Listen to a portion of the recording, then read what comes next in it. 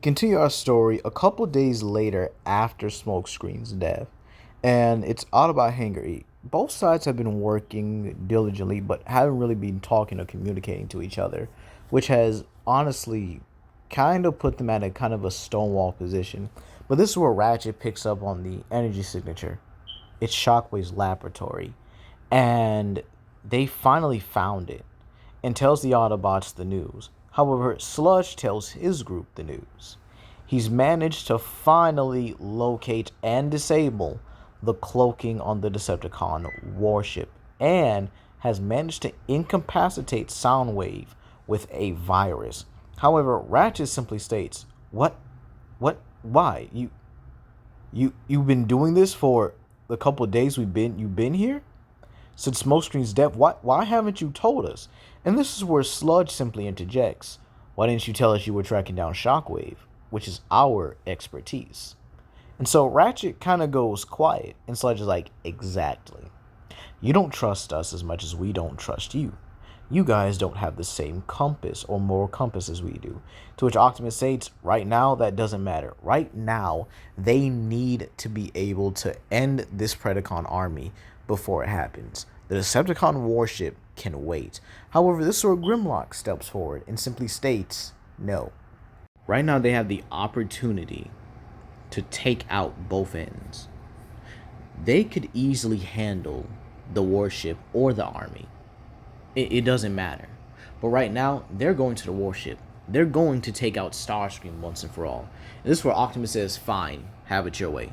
Autobots, roll out." But this is where he sees RC and doesn't move. She simply states, "Sorry, Optimus, I can't do that." And he turns around with shock saying, "What? RC? What? Why?" And this is where RC simply states, "Because we've given so many chances and we've had them blow up in our faces. It needs to end. If we take out the warship, we can just rendezvous with you guys there." And she states something no one could combat against. What if they all go together and they all lose? What would happen then? We'd have no edge over the other, now wouldn't we? And to which Ultramagnus can't even argue with that point. It even states a two-pronged attack on both of the Decepticon bases could lead to actually rewarding situations for both sides. And to which Grimlock simply looks at Magda and states, "See, your commander gets it, Prime. So why can't you?" And this is where Optimus, simply kind of having enough of the Dinobots' rebellious nature, and now the fact that one of his closest allies, RC, is working with them, simply tells Ratchet, do not let them leave the base under any circumstances. And this is where Snarl, waiting until all the Autobots leave, gets the signal to do it. And this is where he knocks Ratchet unconscious. And this is where RC ultimately does apologize.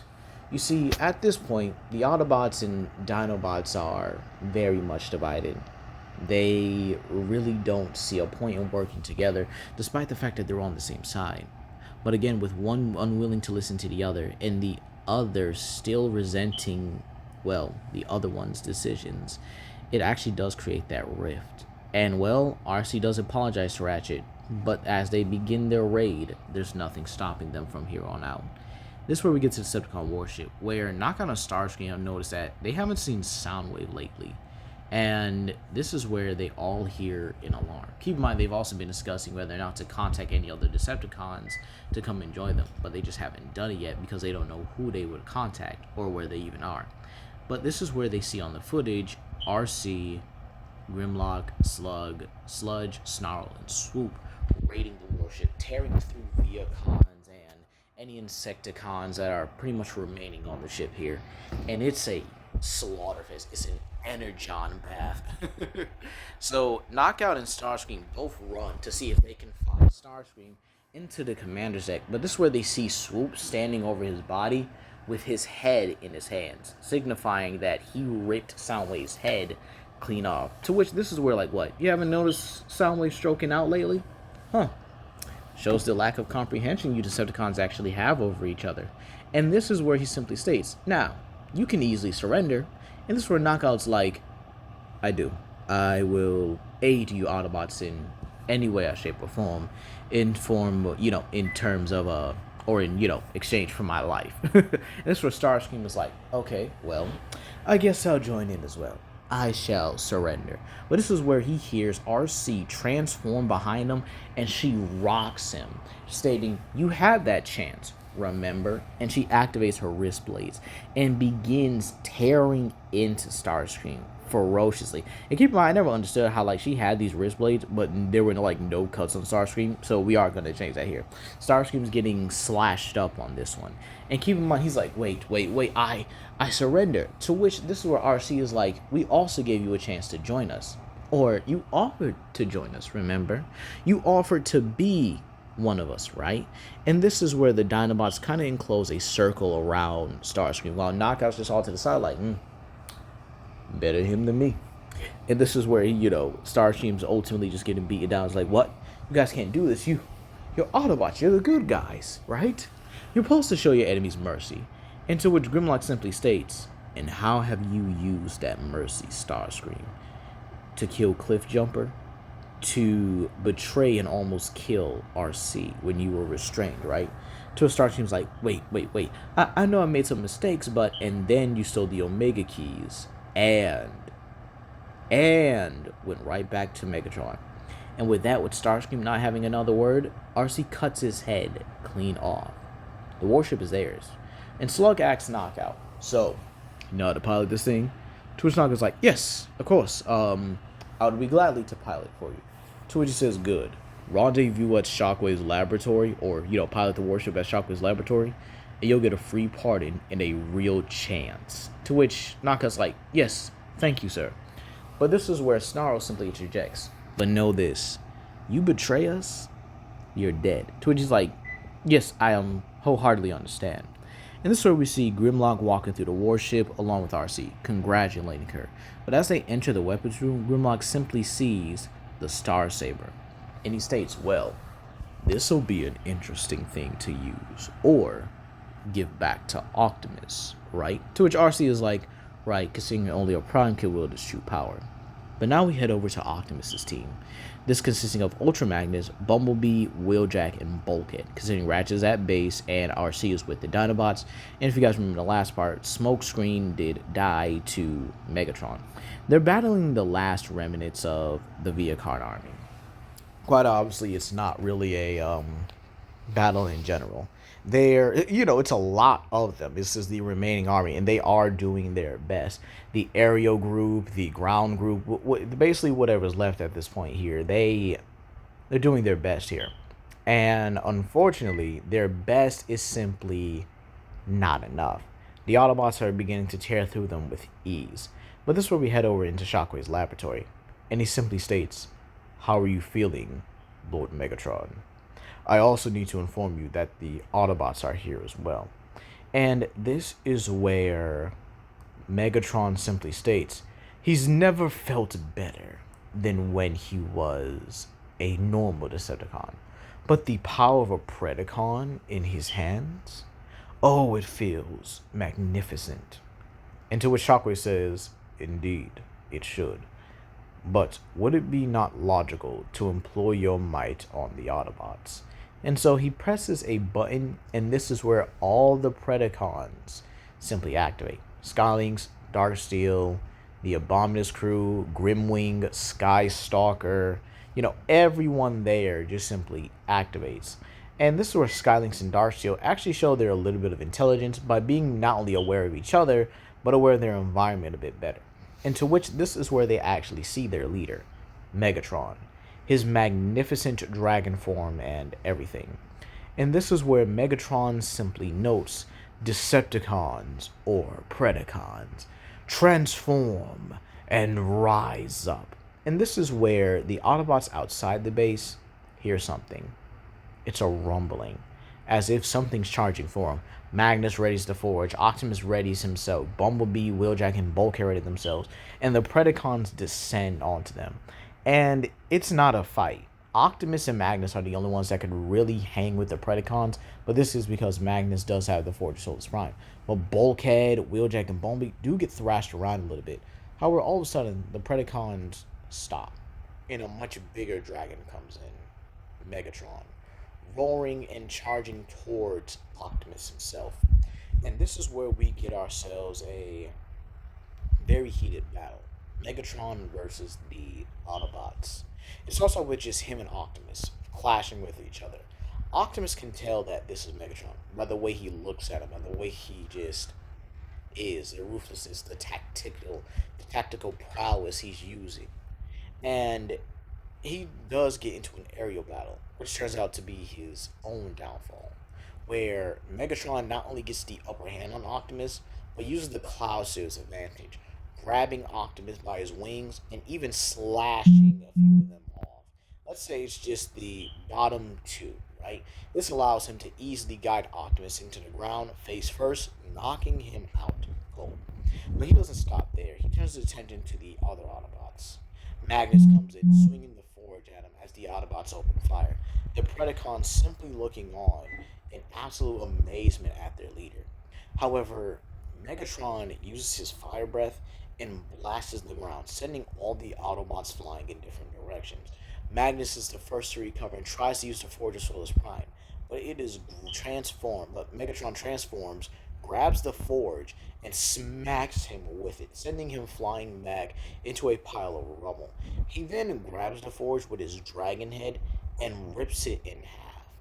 But he's not done with it. He states, "It's a shame, though.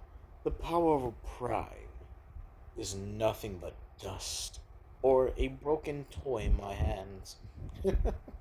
How unfortunate. And this is where he simply holds on to the staff at certain points, or at least holds on to the sharp end here. Even puts it on his waist for a minute because he thinks he might need to use it as he charges at the other Autobots.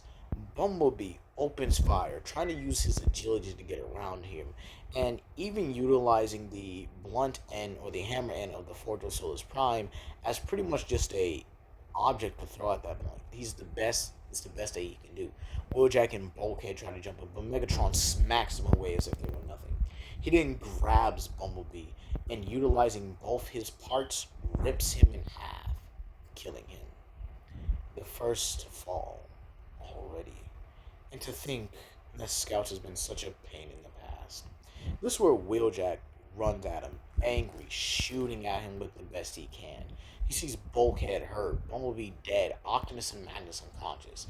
So he's technically the last hope, or at least he thinks he is. He's the last hope, the last chance, the last stand, if you will. And this is where the Autobots ultimately lose another one. Megatron sidesteps and grabs him by his head when he swings again, and this time rips his head off like Alien vs. Predator, spinal cord included, but he simply crushes it. And this is where he walks over to Bulkhead. Bulkhead is lying face flat, trying to get up as he states, "Jackie, hey, Jackie, what do we do?" But this is where he feels something impale him, this being Megatron's claw hand. And he simply states, for the biggest one of the group, I thought you'd be a lot harder to kill," and unleashes a torrent of fire from his hand, incinerating Bulkhead from the inside out and blowing a molten hole through his chest, killing him. And he states, "Three down, two to go." And this is where Optimus and Magnus both look on in disbelief. They lost three Autobots that quickly. This power is unnatural. This power is unreal. And they prepare to face Megatron for their final stand. And this is where Optimus thinks maybe, just maybe, he should have went to the warship. Maybe they should have swapped out. Maybe they should have discussed it more, but he didn't listen. And now look at it. The consequences of these actions. He didn't listen on Cybertron. He didn't listen on Earth. And now he feels like he's about to lose everything here. It can't be. But this is where the warship appears overhead, and this distracts Megatron. And this is where the Dinobots and RC basically descend, with RC holding the Star Saber and, Knockout as well here, now sporting an Autobot insignia. And Grimlock simply states, "Looks like you got yourself into a bit of trouble, didn't you, Prime?" And RC looks around at her fallen comrades, and she's like, "No, No, no, no, no, no. B. Bulkhead. Wheeljack. Meanwhile, back at base, Ratchet finally recovers, and he simply looks at the monitor. Bulkhead, Wheeljack, Bumblebee. Life signs gone. 3 Autobots dead, and the few that are remaining are there. And this is where Megatron simply states, well, well, just the one I was looking for. And Knockout? What are you doing with them? You betrayed me? To which Knockout simply states, Lord Megatron, or should I say, former Lord Megatron. It has been an honor serving you, but I must say it has not really benefited me or my former partner Breakdown. And so Knockout presses the device on his wrist and he explodes the warship. This causes tons of shrapnel and debris to fall down on the Predacon side. And this doesn't kill them, but it's enough to knock them back and even toss them around a little bit. Megatron charges at him in his dragon form, but Grimlock turns into his T-Rex form just as quickly and lunges at Megatron. They both begin fighting at it, back and forth, beast against beast, dragon against tyrannosaur, and they're evenly matched here. But there is something a little that gives Grimlock a little bit of the edge. He's been a beast a lot longer and a lot more experienced as a beast than the likes of Megatron. So now he uses that to his advantage. Megatron places a foot the wrong way. He takes advantage of it. Megatron places his tail wrong, takes advantage of it. Megatron swings wildly. He takes advantage of it. You see, being a beast comes with rules. You can't just get an upgrade and expect just a few days of being in the same body just to help you out. Oh, no. That's not how it works, buddy. Should have did more training. Should have been better. But again, Grimlock has always been a better strategist than Megatron. So this buys the Autobots enough time to escape. And when they do, Megatron is infuriated. He thought he'd be stronger. He thought he'd be better. But now he only has, I guess you could say, half of an army. Knowing good and well that now Starscream and Soundwave are dead. However, Shockwave simply states, actually, he still has resources on Cybertron. And this is where Megatron's like, is that so? Then it is time we return home to get our final battle ready, don't you think? And this is where he simply tells the Predacons to follow him. However, 2 Predacons step forward, and Megatron simply states, what do these 2 want? However, they simply transform. Not surprising to Megatron, but again, enough to let him know that the army he has is sentient, and they'll obey him. And this is where Skylink simply introduces himself, and Darksteel introduces himself. And this is where Megatron simply states, yes, good, sentient ones. You 2 will be my new military commanders, until further notice. Now, we will be heading back to Cybertron to regroup and to heal and prepare for the final invasion of Earth. And so, this is where the Predacon army follows Megatron into a space bridge that leads to Cybertron. But we're not gonna end off here. We're at the Autobot base, Autobot Hangar E. And everything is quiet as Bumblebee, Bulkhead, and Wheeljack are laid to rest. No one expected what would happen. Nobody expected this. But now they notice that Team Prime is smaller. 10 Autobots. 5 Dinobots, 5 Autobots at this point. And this is where the Dinobots don't leave this time. But this is where Grimlock looks at Optimus. You get it now? To which Optimus is like, I understand. To which Grimlock is like, good. Because this could have easily been prevented. Had they taken the warship, they could have got the drop on the Decepticons, used their weapons against them. But no, we had this situation to deal with. But we managed to confiscate enough so that we can actually perform our next plan. To which Optimus then simply states, then we must work together here. And to which Grimlock simply states, couldn't agree more, Prime. But listen, we do this my way.